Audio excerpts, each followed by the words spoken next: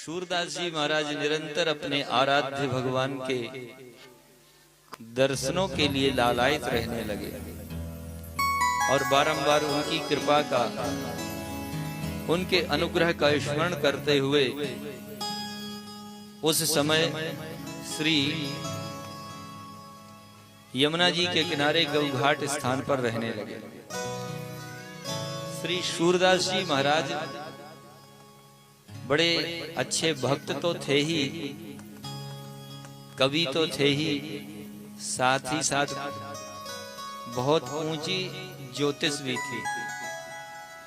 और इस ज्योतिष के प्रभाव से, गायन के प्रभाव से, कविता के प्रभाव से और शगुन के प्रभाव से उनकी ख्याति चारों ओर फैल गई। सभी उनका आदर करने लगे। उन्हीं दिनों श्रीमद् वल्लभाचार्य महाप्रभु जी वे इस भारत भ्रमण कर रहे थे और जो विमुख जन थे उन्हें भगवान की ओर जोड़ रहे थे। दक्षिण में भी उन्होंने अपने भक्ति का प्रचार किया और दक्षिण में जब उनकी यह मान्यता हो गई, लोगों ने उनका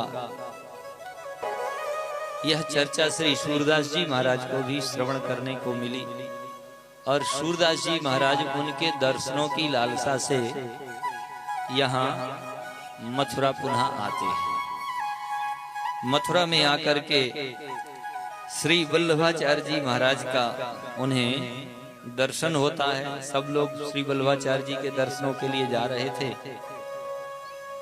सब लोग प्रणाम कर रहे थे। सूरदास जी महाराज ने भी प्रणाम किया। तब उस समय श्री वल्लभाचार्य जी ने आज्ञा दी, क्योंकि वल्लभाचार्य जी को भी विदित हो गया था कि सूरदास जी बहुत अच्छे कवि हैं और भगवान के भक्त हैं।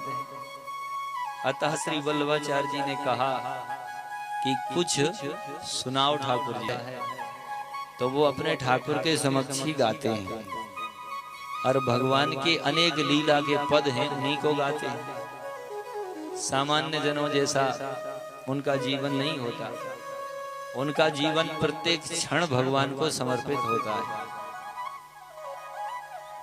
उनके लिए तो गायन या नृत्य जो भी है वह भगवान की सेवा के लिए है। श्री वल्लभाचार्य जी ने सूरदास जी से कहा कि कुछ सुनाओ, तो श्री सूरदास जी महाराज ने गाया, हरि हों सब पतितन को ना